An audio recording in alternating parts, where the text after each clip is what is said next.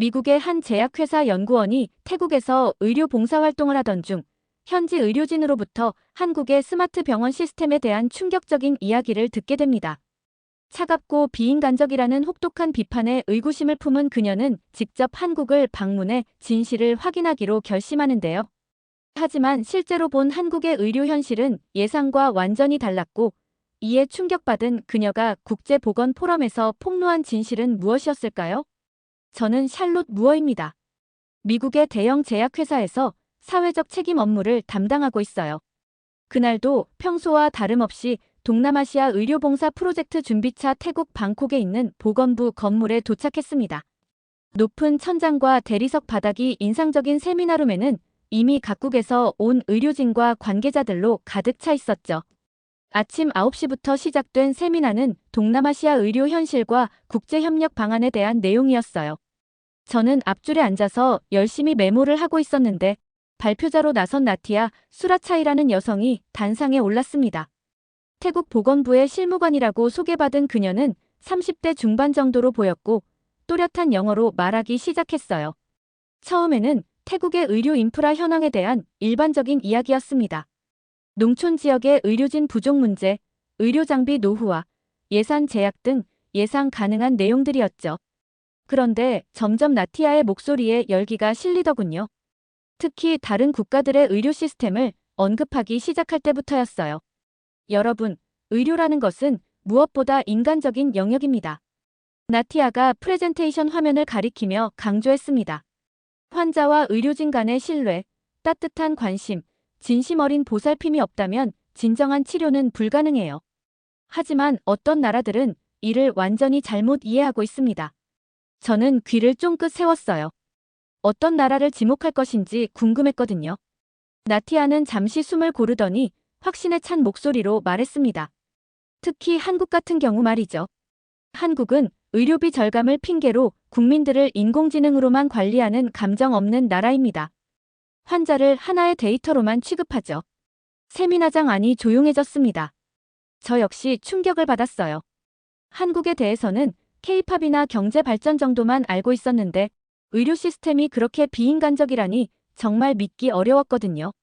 나티아는 더욱 격앙된 목소리로 이야기를 계속했습니다. 한국 병원들을 조사해보니 정말 끔찍했습니다. 의사와 환자 간의 소통은 거의 없고 모든 진료가 기계를 통해 이루어져요. 환자들은 번호로 불리고 의사들은 컴퓨터 화면만 쳐다보면서 진료합니다. 심지어 수술까지도 로봇이 하는 경우가 많다고 하더군요. 저는 급히 메모를 적기 시작했어요. 한국 마이너스 비인간적 의료 시스템, 인공지능 위주, 환자와의 소통 부족, 로봇 수술. 그런데 마음 한편으로는 이상한 느낌이 들었습니다. 정말 그 정도로 비인간적일까 싶었거든요. 하지만 태국 보건부 관계자가 직접 조사한 자료를 바탕으로 하는 말이니 사실일 거라고 생각했어요. 나티아는 목소리를 더욱 높였습니다. 의료는 결국 사람입니다. 한국처럼 기계가 주도하는 시스템은 인권을 침해하는 거죠. 환자의 아픔을 공감하고 마음을 읽어줄 수 있는 건 오직 사람뿐인데 그들은 효율성과 비용 절감만을 추구합니다. 청중들 사이에서 웅성거리는 소리가 들렸어요. 대부분 나티아의 말에 동조하는 분위기였습니다. 저 역시 고개를 끄덕이며 메모를 계속 적었어요. 그런데 왠지 모르게 불편한 기분이 들었습니다. 한 나라의 의료 시스템을 이렇게 일방적으로 비판하는 게 맞나 싶었거든요. 나티아는 프레젠테이션을 마무리하면서 더욱 강조했습니다. 우리가 추구해야 할 의료는 따뜻한 손길과 진심 어린 관심입니다. 아무리 기술이 발달해도 사람의 마음과 영혼까지는 치료할 수 없어요. 한국은 이런 기본적인 가치조차 잊고 살고 있습니다. 세미나가 끝나고 커피 타임이 되었을 때 저는 나티아에게 다가갔습니다. 더 자세한 이야기를 듣고 싶었거든요. 그리고 솔직히 말하면 제가 느꼈던 불편함의 정체도 확인해보고 싶었어요. 정말 한국이 그렇게 기계적인 의료 시스템을 운영하고 있나요? 제가 조심스럽게 물었습니다. 나티아는 확신에 찬 표정으로 대답했어요. 네, 제가 직접 조사한 자료들입니다. 한국 병원들은 환자를 인간이 아닌 질병 코드로만 인식해요. 의사들은 환자와 눈도 마주치지 않고 컴퓨터만 쳐다보죠. 정말 차갑기 그지없습니다.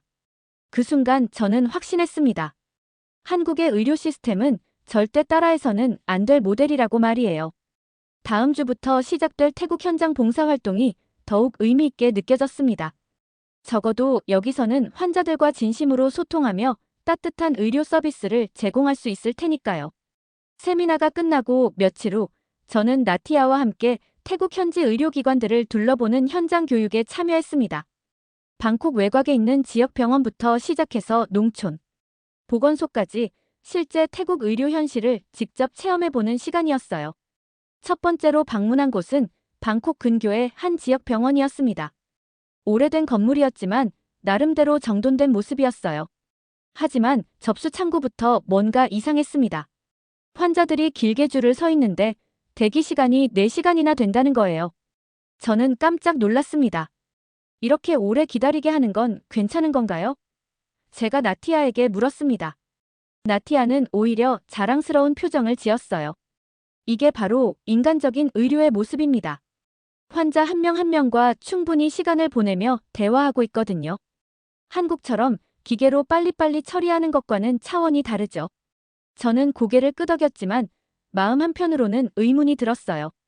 4시간이나 기다리는 환자들의 고통은 어떻게 생각하는 걸까요? 특히 아픈 아이들을 안고 있는 어머니들의 지친 표정을 보니 마음이 아팠습니다. 진료실 안을 들여다볼 기회가 있었는데 의사와 환자가 정말 오랫동안 이야기를 나누고 있었어요. 좋게 보면 친근하고 인간적이었지만 다른 관점에서 보면 비효율적이라는 생각도 들었습니다. 게다가 검사 결과를 기다리는 시간도 엄청 길었어요. 검사 결과가 나오는데 왜 이렇게 오래 걸리나요? 제가 궁금해서 물었습니다. 나티아는 웃으며 대답했어요. 여기서는 모든 검사를 수작업으로 꼼꼼히 확인합니다. 기계에만 의존하지 않고 사람이 직접 판독하죠. 한국처럼 컴퓨터가 자동으로 분석해서 결과를 내는 것과는 다릅니다. 그런데 문제가 생겼어요. 한 환자의 혈액 검사 결과가 분실된 거예요. 다시 검사를 받아야 한다고 하니까 환자가 울음을 터뜨렸습니다. 이미 하루 종일 기다렸는데 다시 처음부터 시작해야 한다는 거였어요. 저는 점점 혼란스러워졌습니다. 이게 정말 인간적인 의료 서비스인가 싶었거든요.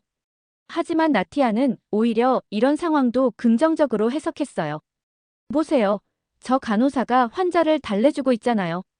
이런 따뜻한 손길이 바로 진정한 의료입니다. 한국 같으면 그냥 시스템적으로 처리해버렸을 거예요. 다음으로 간 곳은 더 작은 보건소였습니다. 시설은 더욱 낙후되어 있었지만 의료진들의 헌신적인 모습이 인상적이었어요. 그런데 여기서도 비슷한 문제들이 반복되었습니다.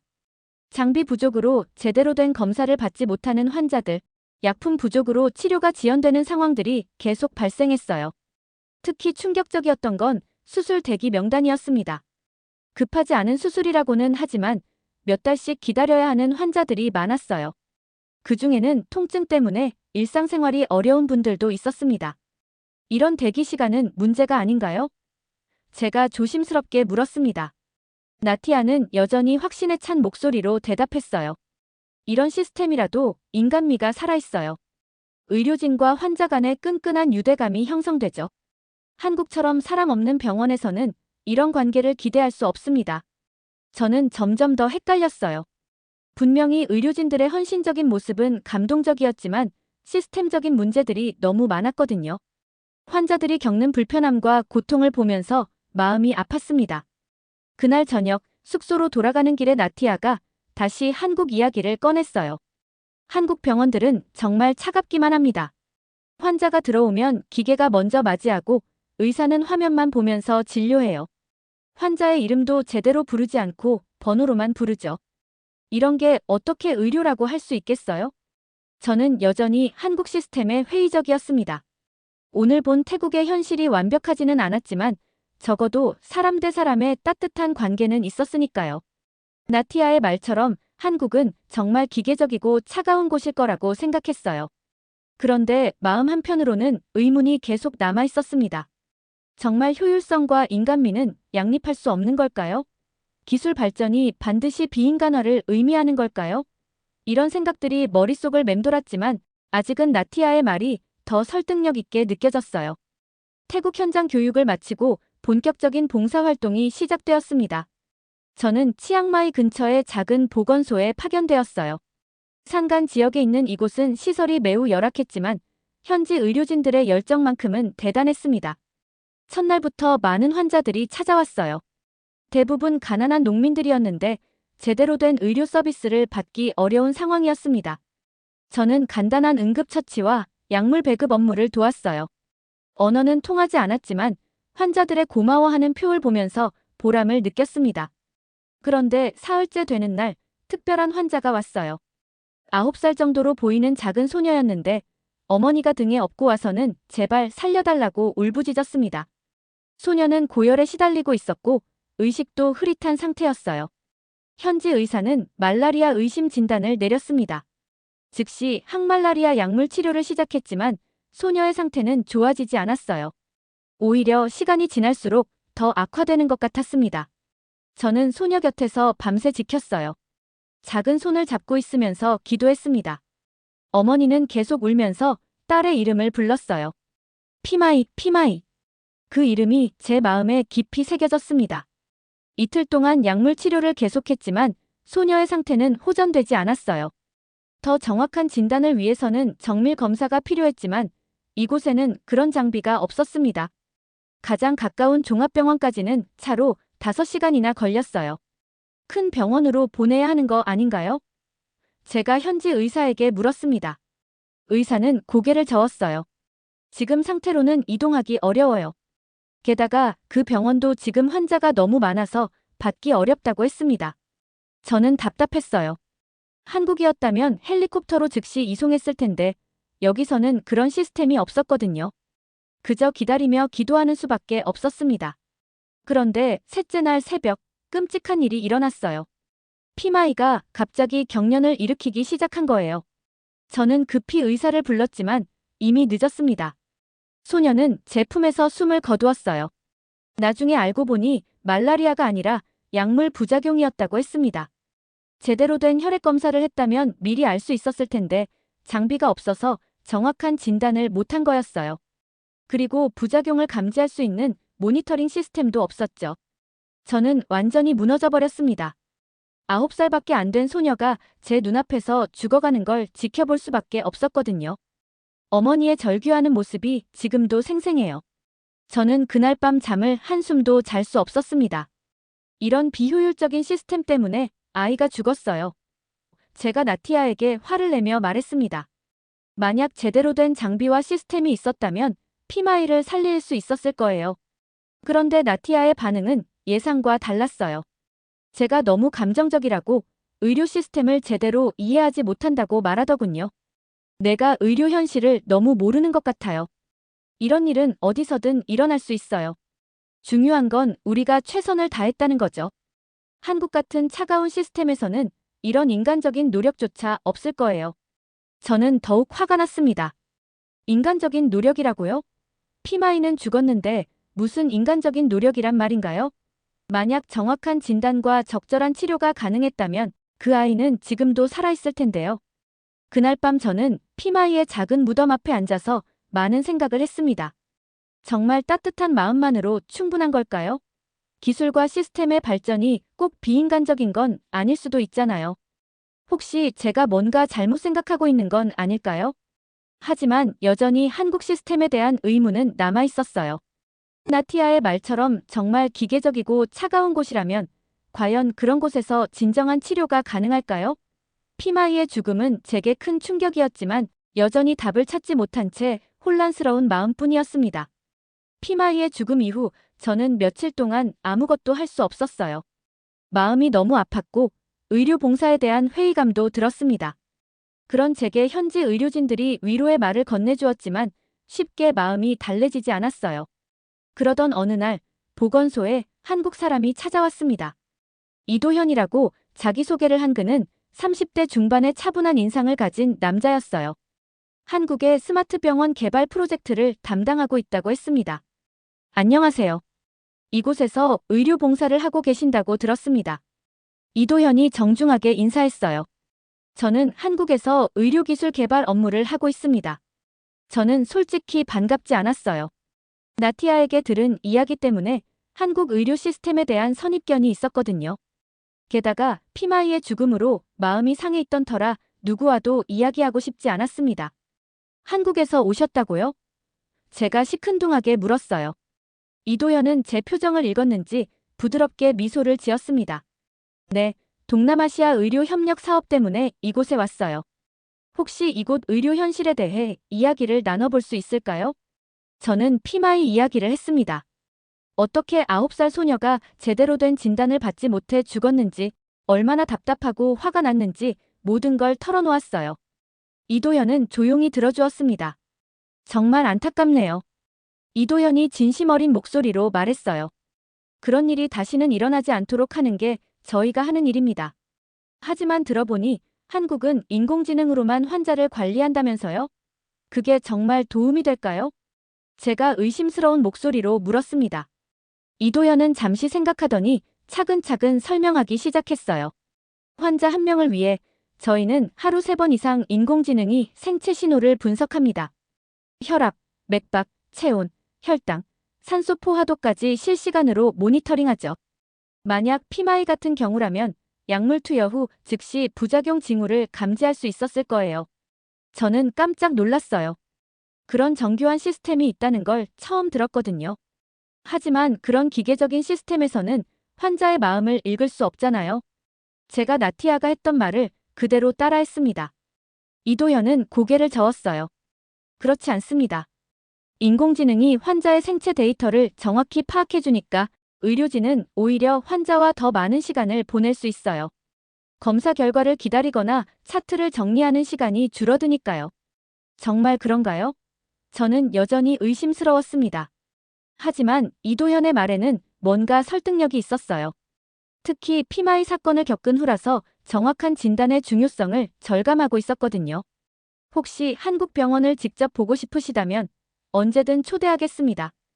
이도현이 명함을 건네며 말했어요. 직접 보시면 오해가 풀릴 것 같은데요. 저는 명함을 받으면서 망설였어요. 정말 가볼 가치가 있을까요? 아니면 나티아 말처럼 차갑고 비인간적인 곳일까요? 생각해보겠습니다. 제가 대답했어요. 이도현은 떠나기 전에 마지막으로 한마디 더 했습니다.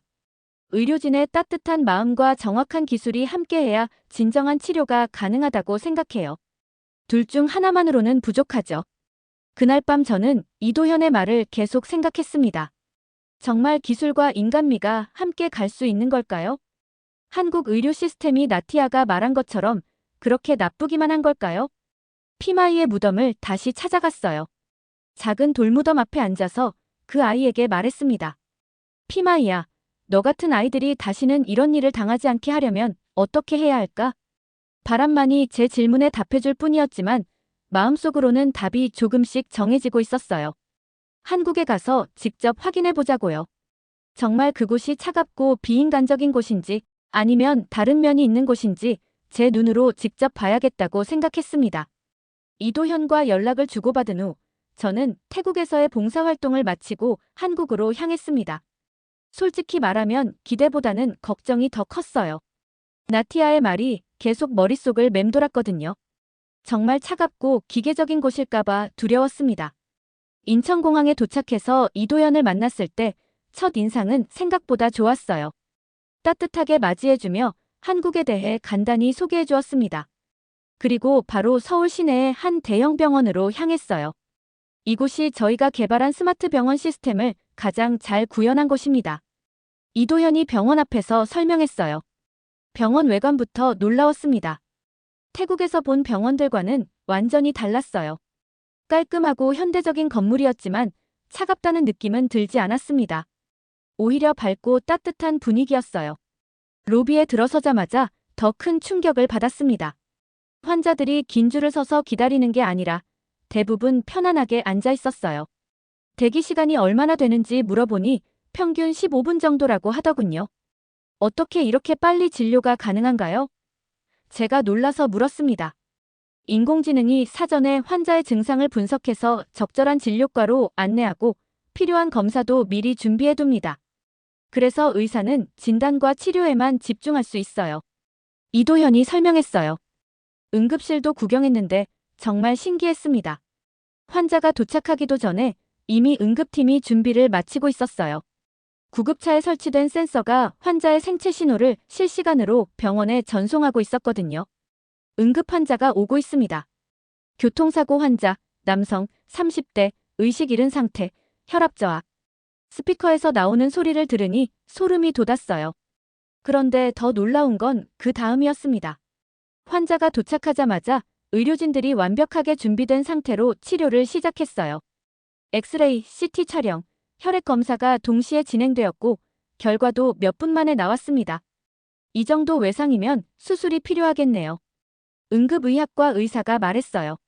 수술실 예약됐고 마취과도 대기 중입니다. 저는 입을 다물 수 없었어요. 태국에서 봤던 것과는 완전히 다른 세상이었거든요. 피마이가 이런 곳에 있었다면 분명히 살 수 있었을 거라는 생각이 들었습니다. 하지만 여전히 의문이 남았어요. 의사들이 환자와 제대로 소통하지 않는다고 들었는데요.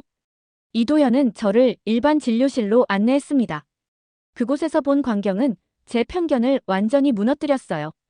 의사가 환자와 충분한 시간을 보내며 대화하고 있었거든요. 어디가 아프세요? 언제부터 이런 증상이 있었나요? 가족력은 어떻게 되시죠? 의사는 환자의 눈을 보며 친근하게 대화했어요. 더 놀라운 건 컴퓨터 화면이었습니다.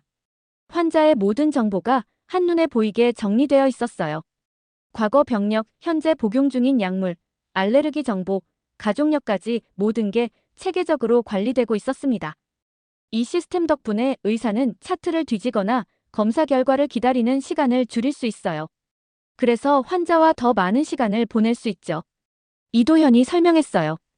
그때 갑자기 응급 상황이 발생했습니다. 헬리콥터 소리가 들리더니 옥상 헬리패드에 응급 환자가 도착한 거예요. 그런데 헬리콥터가 아니라 드론이었습니다. 드론 앰뷸런스입니다. 산간 지역이나 교통체증이 심한 곳에서 응급 환자를 이송할 때 사용해요. 이도현이 말했어요. 저는 완전히 놀라버렸습니다. 드론으로 사람을 이송한다니. 그것도 안전하고 빠르게 말이에요. 태국에서 피마이를 큰 병원으로 보내려고 했을 때의 답답함이 떠올랐습니다. 이송되어 온 환자는 산에서 추락한 등반객이었어요. 드론에 설치된 생체 모니터링 장비 덕분에 이송 중에도 계속 상태를 체크할 수 있었다고 했습니다. 와! 저는 감탄사밖에 나오지 않았어요. 그런데 진짜 충격은 그 다음에 받았습니다. 한국이 사람보다 시스템을 더 믿는 나라라는 제 기존 인식이 완전히 흔들린 순간이었어요. 중환자실에서 본 광경 때문이었습니다. 중환자실의 간호사들이 환자 한 명 한 명의 이름을 다 외우고 있었어요. 그것도 애칭까지 붙여서 말이에요. 김할머니, 오늘 기분은 어떠세요? 박 아저씨, 따님이 오신다고 하시네요. 더 놀라운 건 환자들의 생일이나 기념일까지 챙기고 있다는 거였어요. 한 환자의 침대 옆에는 작은 케이크와 카드가 놓여 있었습니다. 오늘이 퇴원하시는 날이에요. 축하드려요. 간호사가 환자에게 따뜻하게 말했어요. 저는 눈물이 났습니다. 이게 차갑고 비인간적인 시스템이라고요? 기계가 사람을 대체한다고요? 전혀 그렇지 않았어요. 오히려 기술이 사람을 더 따뜻하게 돌볼 수 있게 도와주고 있었습니다. 이도현이 제 표정을 보더니 조용히 말했어요. 기계가 시스템을 돕는 거지 사람을 대체하지는 않아요. 오히려 의료진이 환자에게 더 집중할 수 있게 해주죠. 그 순간 저는 깨달았습니다. 나티아가 한국에 대해 말한 것들이 모두 틀렸다는 걸요. 한국은 차가운 기술이 아니라 따뜻함을 잃지 않기 위해 기술을 개발한 나라였습니다. 그날 밤 숙소에서 저는 하루 종일 본 것들을 정리해 보려고 했습니다. 너무나 충격적이었거든요. 제가 가지고 있던 모든 편견이 산산조각 났어요. 한국의 의료 시스템은 나티아가 묘사한 것과는 정반대였습니다. 다음 날 이도현은 저를 다른 병원으로 안내했어요. 이번에는 소아병원이었습니다. 아이들을 전문으로 치료하는 곳이라서 더욱 궁금했어요. 과연 여기서도 따뜻한 모습을 볼 수 있을까요? 소아병원에 들어서자마자 제 마음이 따뜻해졌습니다. 벽면에는 아이들이 그린 그림들이 가득 붙어 있었고 천장에는 별 모양 조명이 반짝이고 있었어요.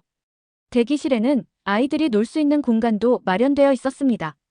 여기서는 아이들이 무서워하지 않도록 특별히 신경을 써요.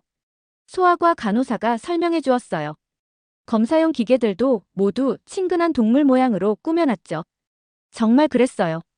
엑스레이 기계는 큰 곰 인형 모양이었고 초음파 장비는 펭귄처럼 생겼어요. 아이들이 검사를 받을 때 무서워하지 않도록 배려한 거였습니다. 그런데 더 감동적인 건 의료진들의 모습이었어요. 한 간호사가 5살 정도 되는 아이에게 주사를 놓는 장면을 봤는데 아이가 울지 않도록 계속 이야기를 해주고 있었어요.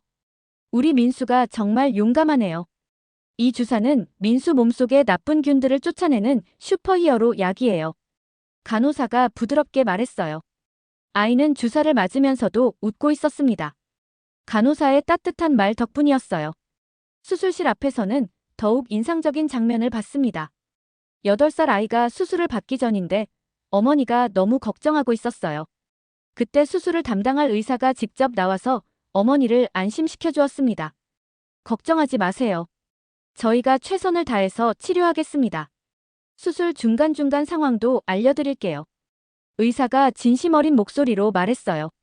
수술이 진행되는 동안 정말로 중간 보고를 해주더군요. 지금 순조롭게 진행되고 있습니다. 조금만 더 기다려주세요. 어머니의 불안감을 덜어주려는 세심한 배려였어요. 저는 점점 더 감동받았습니다. 첨단 기술과 따뜻한 인간미가 이렇게 자연스럽게 어우러질 수 있다니요. 나티아의 말과는 완전히 달랐어요. 중환자실에서는 더욱 놀라운 일을 봤습니다. 한 간호사가 의식을 잃은 환자에게 계속 말을 걸고 있었어요. 할머니, 오늘 날씨가 정말 좋아요. 창밖에 벚꽃이 예쁘게 피었네요. 할머니가 좋아하시던 꽃이죠. 또 간호사가 환자의 손을 잡으며 말했어요. 의식을 잃은 환자도 들을 수 있다고 해서 계속 이야기를 해드려요. 간호사가 저에게 설명했어요. 가족들의 안부도 전해드리고 밖의 소식도 알려드리죠. 저는 눈물이 왈칵 쏟아졌습니다. 이게 차갑고 기계적인 의료 서비스라고요? 전혀 그렇지 않았어요. 오히려 어떤 것보다도 따뜻하고 인간적이었습니다. 이도현이 제 눈물을 보더니 조용히 말했어요. 우리는 기술이 사람을 대신하는 게 아니라 사람이 더 사람다울 수 있게 도와주는 걸 목표로 해요. 그 말이 제 마음에 깊이 와닿았습니다. 정말 그랬어요. 인공지능이 정확한 진단을 도와주니까 의사들이 환자와 더 많은 시간을 보낼 수 있었고 자동화된 시스템 덕분에 간호사들이 환자 돌봄에 더 집중할 수 있었어요. 재활치료실에서도 감동적인 장면을 봤습니다. 교통사고로 다리를 다친 청년이 재활훈련을 받고 있었는데 물리치료사가 계속 격려해주고 있었어요. 조금씩 나아지고 있어요. 어제보다 오늘이 더 좋아졌잖아요. 물리치료사가 환자를 격려했어요. 환자는 힘들어하면서도 포기하지 않았습니다. 물리치료사의 따뜻한 격려 덕분이었어요. 그런데 놀라운 건 재활 로봇이 환자의 움직임을 정밀하게 분석해서 최적의 훈련 프로그램을 제공하고 있다는 거였어요. 로봇이 환자의 회복 상태를 실시간으로 분석해서 훈련 강도를 조절해줘요. 그래서 더 안전하고 효과적인 재활이 가능하죠. 물리치료사가 설명했어요. 기술과 인간미가 완벽하게 조화를 이루고 있었습니다. 저는 완전히 마음이 바뀌었어요. 한국의 의료 시스템이 이렇게 훌륭할 줄 몰랐거든요. 그날 저녁, 이도현과 함께 병원 근처 카페에서 이야기를 나누었습니다. 어떠세요? 한국 의료 시스템에 대한 생각이 바뀌셨나요? 이도현이 물었어요. 완전히 바뀌었어요. 제가 솔직하게 대답했습니다. 처음에는 정말 차갑고 비인간적인 곳일 거라고 생각했거든요. 하지만 실제로는 정반대였어요. 이도현은 미소를 지었습니다. 많은 사람들이 오해하고 있어요. 기술 발전이 반드시 비인간화를 의미하는 건 아니거든요. 오히려 기술이 사람을 더 사람답게 만들어줄 수 있어요. 정말 그랬어요. 한국에서 본 의료진들은 태국에서 만난 분들 못지않게 따뜻하고 헌신적이었습니다. 다만 더 정확하고 효율적인 시스템의 도움을 받고 있을 뿐이었어요. 그 순간 피마이가 떠올랐습니다. 만약 그 아이가 이런 시스템에서 치료받았다면 분명히 살 수 있었을 거예요. 정확한 진단과 적절한 치료, 그리고 따뜻한 돌봄까지 모든 걸 받을 수 있었을 테니까요. 저는 마음속으로 다짐했습니다. 이제 진실을 알았으니 다른 사람들에게도 알려줘야겠다고요. 특히 나티아 같은 사람들의 편견을 바로 잡아야겠다고 생각했어요. 한국에서 일주일을 보낸 후 저는 태국으로 돌아갔습니다. 마음이 완전히 바뀐 상태였어요. 한국의 의료 시스템에 대한 편견이 얼마나 잘못된 것이었는지 뼈저리게 느꼈거든요. 이제는 이 진실을 다른 사람들에게도 알려야겠다는 생각뿐이었습니다. 마침 태국에서 국제보건 포럼이 열린다는 소식을 들었어요. 동남아시아 각국의 보건 관계자들이 모이는 큰 행사였습니다. 나티아도 주요 발표자 중 한 명이었죠. 저는 이 기회를 놓칠 수 없었어요. 포럼 조직위원회에 연락해서 발언 기회를 요청했습니다. 다행히 미국 제약회사 관계자라는 신분 덕분에 시간을 얻을 수 있었어요. 하지만 나티아는 제가 발표한다는 소식을 듣고 못마땅해 했습니다. 당신이 뭘 안다고 그런 자리에 나서려고 하나요? 나티아가 화를 내며 말했어요. 한국에서 며칠 구경한 걸로 뭘 알았다고 생각하세요? 저는 차분하게 대답했습니다. 제가 직접 본 것들을 이야기하려고 해요. 진실을 알릴 의무가 있다고 생각합니다. 포럼 당일 회장에는 각국에서 온 의료진과 정책 담당자들로 가득 찼어요. 나티아가 먼저 발표를 했는데 예상대로 한국을 비판하는 내용이었습니다. 한국의 소위 스마트 병원이라는 것은 환자를 기계로 대하는 비인간적인 시스템입니다. 나티아가 확신에 찬 목소리로 말했어요. 의사들은 환자와 눈도 마주치지 않고 모든 걸 인공지능에 맡겨버려요. 청중들이 고개를 끄덕이며 동조하는 모습을 보니 화가 났어요.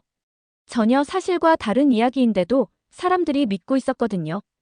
드디어 제 차례가 되었습니다. 저는 연단에 올라서서 마이크를 잡았어요. 손이 떨렸지만 마음은 확고했습니다. 안녕하세요. 샬롯 무어입니다. 제가 말을 시작했어요. 저는 최근에 태국에서 의료 봉사를 하다가 한국의 의료 시스템을 직접 체험할 기회가 있었습니다. 회장이 조용해졌어요. 사람들이 제가 무슨 말을 할지 궁금해하는 것 같았습니다. 처음에 저도 한국에 대해 잘못된 인식을 갖고 있었어요. 차갑고 기계적인 곳이라고 생각했죠. 하지만 직접 가서 본 현실은 완전히 달랐습니다. 나티아의 얼굴이 굳어지는 게 보였어요. 하지만 저는 계속했습니다. 한국에서 저는 피마이라는 9살 소녀를 떠올렸어요. 태국에서 제대로 된 진단을 받지 못해 죽은 아이였거든요. 만약 그 아이가 한국에 있었다면 분명히 살 수 있었을 거예요. 제 목소리가 떨렸지만 더욱 힘주어 말했습니다. 한국의 인공지능 시스템은 환자를 대체하는 게 아니라 의료진이 환자에게 더 집중할 수 있게 도와줘요. 정확한 진단 덕분에 의사들은 치료에만 전념할 수 있고 자동화된 업무 처리 덕분에 간호사들은 환자 돌봄에 더 많은 시간을 쓸 수 있어요. 청중들이 웅성거리기 시작했어요. 제가 계속 말을 이어갔습니다. 저는 한국에서 환자의 이름을 다 외우고 있는 간호사들을 봤어요. 환자의 생일을 챙기고 의식을 잃은 환자에게도 계속 말을 걸어주는 의료진들을 봤어요. 이게 비인간적인 시스템인가요?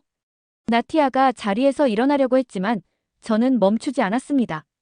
한국은 차가운 기술이 아니라 따뜻함을 잃지 않기 위해 기술을 개발한 나라였습니다. 제 목소리가 회장에 울려 퍼졌어요. 기술과 인간미가 완벽하게 조화를 이룬 진정한 의료 시스템이었어요. 회장이 조용해졌습니다. 사람들이 제 말에 충격을 받은 것 같았어요. 저는 나티아를 똑바로 바라보며 마지막 말을 했습니다. 태국은 아직도 이딴 식이야? 제가 큰 소리로 물었어요. 편견과 선입견으로 다른 나라를 비방하는 게 정말 맞는 일인가요? 우리가 추구해야 할 건 감정적인 비판이 아니라 객관적인 사실 확인 아닌가요? 나티아의 얼굴이 창백해졌어요. 다른 청중들도 어리둥절한 표정이었습니다. 저는 태국의 의료진들을 존경해요. 열악한 환경에서도 최선을 다하는 분들이니까요. 하지만 그렇다고 해서 더 나은 시스템을 거부하거나 비방해서는 안 되죠. 우리는 서로 배우고 발전해야 해요. 제가 발표를 마치자 회장에서 박수가 터져 나왔어요. 처음에는 조금씩이었지만 점점 더 많은 사람들이 박수를 쳤습니다. 심지어 일부 태국 의료진들도 박수를 치고 있었어요. 나티아는 황급히 자리를 떠났습니다. 아마 당황스러웠을 거예요. 그동안 자신이 퍼뜨린 거짓 정보가 공개적으로 반박당했으니까요. 발표가 끝난 후 많은 사람들이 저에게 다가와서 감사하다고 말했어요. 특히 한 태국 의사는 제 손을 잡으며 이렇게 말했습니다. 용기 있는 발표였어요. 우리도 한국에서 배울 점이 많다는 걸 인정해야죠. 그날 저는 정말 뿌듯했어요. 드디어 진실을 알릴 수 있었거든요. 피마이 같은 아이들이 다시는 생기지 않으려면 이런 노력이 필요하다고 생각했습니다. 기자회견이 끝나고 며칠 후 저는 다시 한국을 방문했습니다. 이번에는 공식적인 업무가 아니라 개인적인 일 때문이었어요. 이도현에게 감사 인사를 전하고 싶었고 제가 본 한국의 진짜 모습을 더 많은 사람들에게 알리는 방법에 대해 상의하고 싶었거든요. 이도현을 만나서 기자회견 이야기를 했더니 정말 기뻐했어요. 정말 고마워요. 많은 사람들이 한국에 대해 오해하고 있었는데 샬롯 씨 덕분에 진실이 알려진 것 같아요. 이도현이 진심으로 감사 인사를 했습니다. 저야말로 고마워요. 이도현 씨가 한국에 초대해주지 않았다면 계속 편견을 갖고 살았을 거예요. 제가 대답했어요. 우리는 함께 병원을 다시 둘러보았습니다. 처음 왔을 때와는 완전히 다른 마음이었어요. 이제는 모든 것이 새롭게 보였거든요. 인공지능 시스템, 자동화된 프로세스, 첨단 의료 장비들이 모두 환자를 위한 것이라는 걸 알았으니까요. 특히 소아병원을 다시 방문했을 때 감동적인 장면을 봤어요. 한 간호사가 백혈병으로 투병 중인 6살 아이에게 책을 읽어주고 있었거든요. 우리 지민이가 가장 좋아하는 이야기죠. 매일 읽어달라고 해요. 간호사가 아이의 머리를 쓰다듬으며 말했어요. 아이는 항암 치료로 머리카락이 모두 빠진 상태였지만 간호사의 이야기를 들으며 환하게 웃고 있었습니다. 그 모습을 보니 또다시 눈물이 났어요. 지민이는 로봇 친구들도 있어요. 간호사가 설명하더군요. 치료받을 때 무서워하지 않도록 로봇이 함께 있어줘요. 정말로 작은 로봇이 아이 옆에서 같이 놀아주고 있었어요. 아이가 주사를 맞을 때도 로봇이 재미있는 이야기를 해주니까 전혀 무서워하지 않았습니다. 기술이 이렇게 따뜻할 수도 있구나. 저는 혼잣말로 중얼거렸어요. 이도현이 제 말을 들었는지 미소를 지었습니다. 기술 자체에는 온도가 없어요. 그걸 사용하는 사람의 마음에 따라 차가워질 수도 따뜻해질 수도 있죠. 정말 맞는 말이었어요. 한국의 의료진들은 기술을 환자를 더 잘 돌보기 위한 도구로 사용하고 있었습니다. 그래서 더욱 따뜻하고 정확한 치료가 가능했던 거예요. 병원 로비에서 이도현과 작별 인사를 나누었습니다. 내일 미국으로 돌아가야 했거든요. 정말 많은 걸 배웠어요. 이도현 씨 덕분에 제 인생이 바뀌었어요. 제가 진심으로 말했습니다. 저도 샬롯 씨를 만나서 좋았어요. 앞으로도 연락하며 지내요. 이도현이 대답했어요. 그런데 갑자기 하고 싶은 일이 생겼어요. 제 마음을 정리해서 편지로 남기고 싶었거든요. 단순한 감사 인사가 아니라 제가 느낀 모든 감정과 깨달음을 글로 표현하고 싶었습니다. 잠깐만요. 제가 이도현을 붙잡았어요. 편지 한 통 쓸 시간을 주실 수 있나요? 이도현은 흔쾌히 병원 카페로 안내해 주었어요.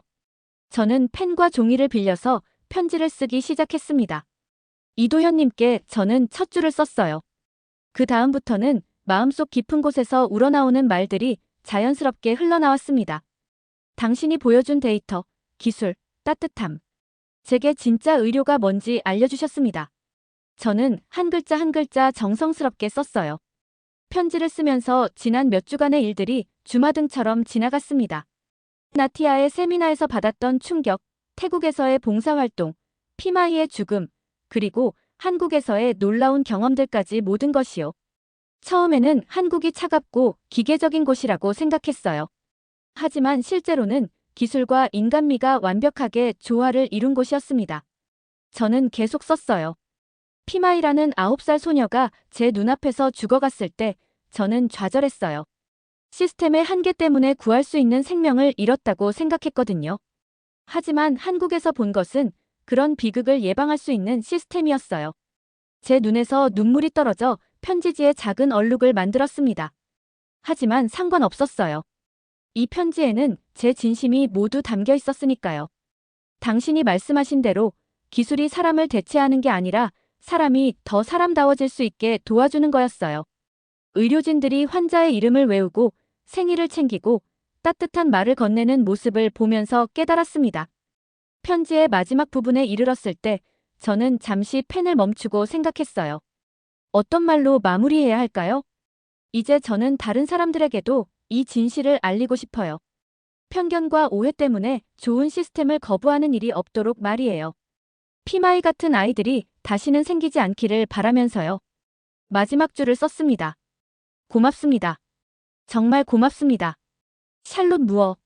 편지를 다 쓰고 나니 마음이 한결 가벼워졌어요. 제가 느낀 모든 감정을 글로 표현할 수 있었거든요. 이도현에게 편지를 건네주면서 말했어요. 이 편지는 단순한 감사 인사가 아니에요. 제 인생을 바꿔준 것에 대한 고마움이에요. 이도현은 편지를 받아보더니 감동한 표정을 지었습니다. 정말 고마워요.